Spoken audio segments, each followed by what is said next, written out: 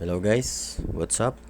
So today is mag-unbox tayo ng shock absorber from RCB or Racing Boy Philippines. Ito. So yan, fully sealed kasi galing pa to ng Lazada. So nakita nyo naman yung packaging, maayos talaga. And yung series ng shock is A2. So ano siya, dual shock absorber or twin, kung anong gusto nyong itawag. So yun, unbox na natin. So buksan na natin dito sa gilid.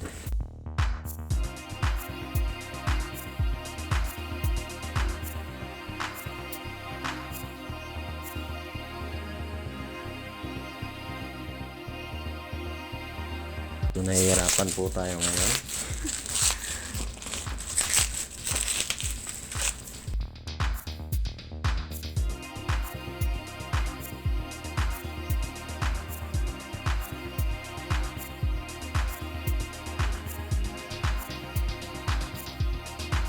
Makikita nyo naman talaga na sealed siya. RCB.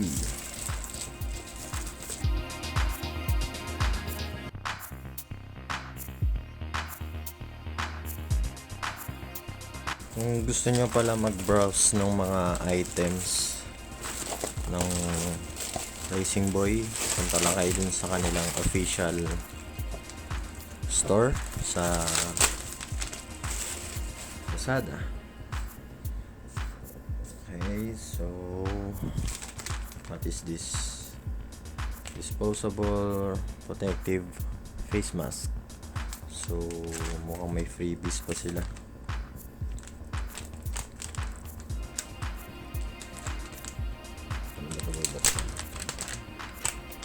So there you go. Stig. So ito na yung ating box.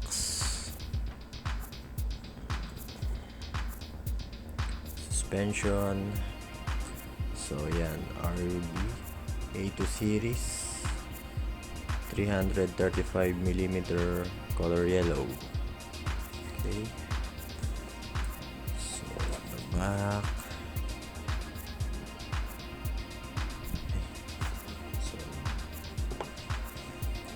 Open na natin.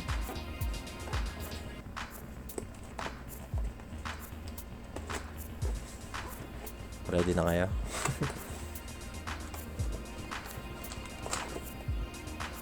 So yan ang ating shock.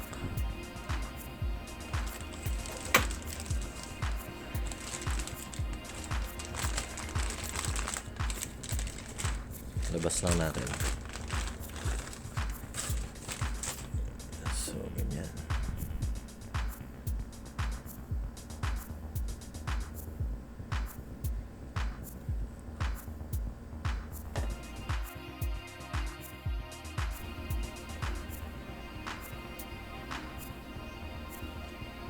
Okay. So, tingnan rin natin yung mga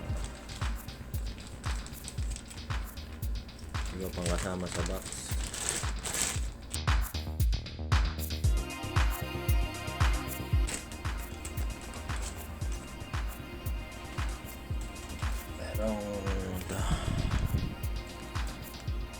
Pang-adjust. So yung ating spring is adjustable, yung kanyang preload. So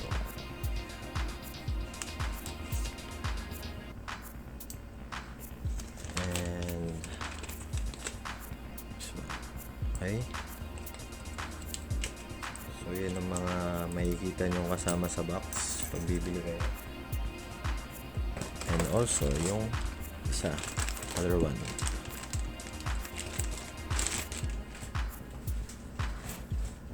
At ano pa? So meron tayong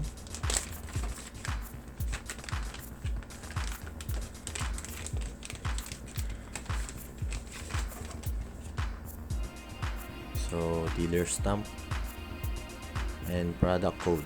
Okay, purchase date. So some warranty card, saka ang ating paboritong user manual.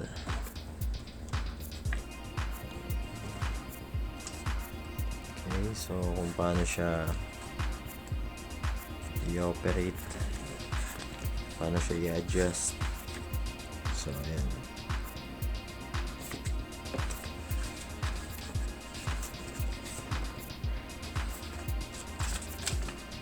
So I think that's it. And my frame sticker. So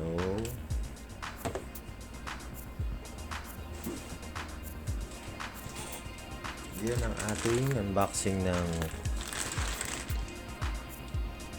RCB A2 series, color yellow, dual or twin shock absorber. So that's it guys. Susunod na lang ulit. Bye bye. Oo nga pala guys, so bago ko makalimutan, tuturuan ko na din kayo kung paano mag-adjust ng spring preload. So ito yung sample. Kung makikita nyo, meron mga holes.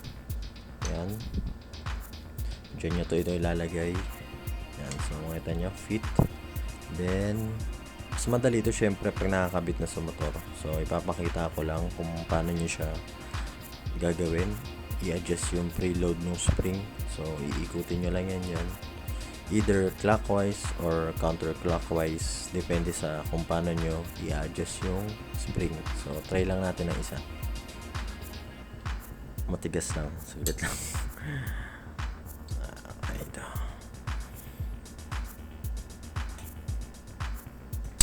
O yan, so narinig nyo, nag-clip. Isa pa.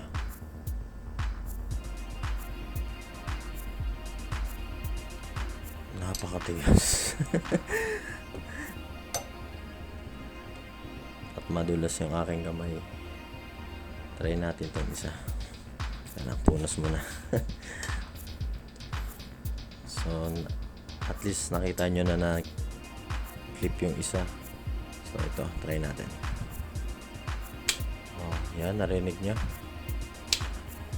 So yun, hanggang sa makuha nyo yung adjustment na gusto nyo, either soft ba or hard.